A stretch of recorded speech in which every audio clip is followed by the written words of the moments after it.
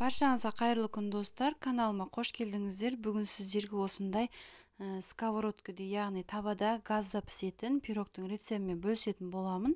Видеоның соңына дейін тамашалаңыздар. Бізге керегі бір жұмыртқа, айран, қара бұрыш, тұз, қопсытқыш, тауық еті, бір пияз, ұн керек болады.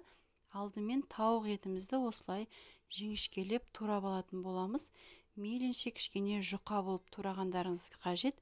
Өйткені 15-20 минутта тез пісетіндей етіп, осындай ұсақ етіп, жіңішкелеп турап алатын боламыз толықтай.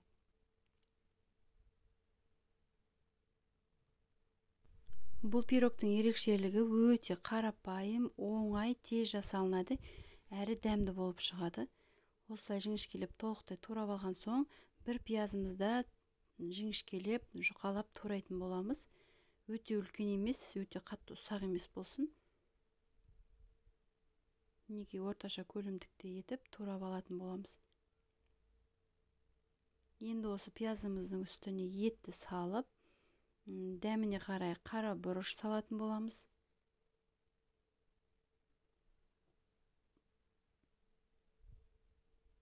Және дәміне қарай тұз салатын боламыз. Сіздерге басқа да дәмдеуіштер ұнайтын болса, салсаңыздар болады. Ал мен осы қара бұрышты ғана салдым. Енді осы ет пен пиязды осылай пышағымызбен басып отырып, араластыратын боламыз. Ет пен пияз жақсылап араласуы керек.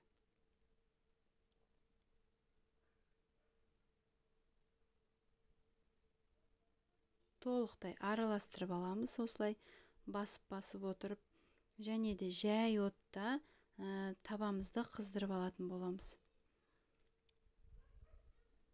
Отты мейлінше жай қойыңыздар, және де еттеріңіз мұздатылған, мұзы бар болатын болса, онда кішкене суын тартылып қуырып алу керек. Менде алдын ала еріп дайын тұрған тауық еді, сондықтан ешқандай суы шықпайды. Осыны жақсылап баяу отта еттің түсі өзгергенге дейін ғана қуыратын боламыз. Қатты қуырудың қажеті жоқ. Оға дейін етіміз дайын болғанша құймасын дайындаймыз. Бір жұмыртқаға дәміне қарай тұз саламыз және қара бұрыш салып араластыратын боламыз. Мына жерде қара бұрышты салғаным көрінбей қалған екен. Негізі қара бұрыш салдым. Айранды құямыз, қопсытқышты саламыз, бір шай қасық және ұнды салып, толықтай түйіршік қалмайтындай етіп араластыратын боламыз. Мінекей осындай қоюлықта болады. Толықтай араластырып алғаннан кейін, мына жақта қуырылып атқан етіміздің үстіне құятын боламыз. Мінекей етіміз жартылай қуырылып дайын болып тұр. Пиязымыз да жұмсарып қуырылды, және етіміздің де түсі осындай ағарып өзгерді. Енді осы тегіс етіп жайып аламыз, етімізді барлық жеріне бірдей етіп, және осының үстіне құймамызды құятын боламыз, барлық жеріне тиетіндей етіп. Толықтай құйып аламыз. Бұл пирог 2 адамға арналған. Егерде сіздерге үлкендеу жасау керек болатын болса, осы мен берген ингредиентті 2-ге көбейтіп жасасаңыздар, үлкен бір пирог шығатын болады. Менде табамның диаметрі 20 сантиметрлік диаметрлік табада жасадым. Мінекей толықтай құйғаннан кейін осылай қамырымызды барлық жеріне бір тегіс етіп жаятын боламыз.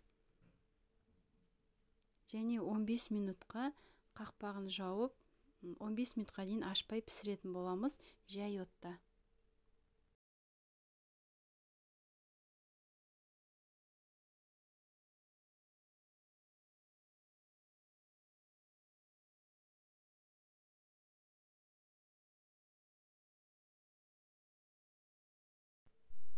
Мінекей 15 минут өтті. Енді осы қамырымыздың жан-жағы жабысқан жерлері болса, осылай күрекшемізбен ажыратып, енді осыны табамызға төңкеріп алатын боламыз. Енді бізге екінші жағын пісіру қажет. Мінекей осы дәл видеоғыдай жасаңыздар, өте оңай төңкеріледі, және осының екінші жағын пісіретін боламыз.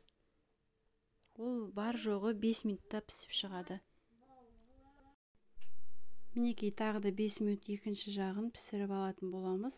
Осы кезде үккіштен өткізілген ірімшігімізді салып, тағы да 5 минут қақпағын жауып, ірімшігіміз ерігенше пісіруіміз керек. Мінекей өте оңай, қолжетімді заттардан жасалған пирогымыз дайын. Бар жоғы осы 20 минуттың ішінде осындай дәмді пирог пісіріп шығамыз. Құрметті көрермен, осы видео ұнаған болса, менің каналыма тіркеліп, подписаться батырмасын басып, өз пікірлеріңізді комментарияға қалдыра кетіңіздер, және де лайктарыңызды баса кетіңіздер. Мінекей пирогымыз дайын, өте дәмді. Сіздер де жасап көріңіздер. Сіздермен болған Жұлдыз. Сау болыңыздар.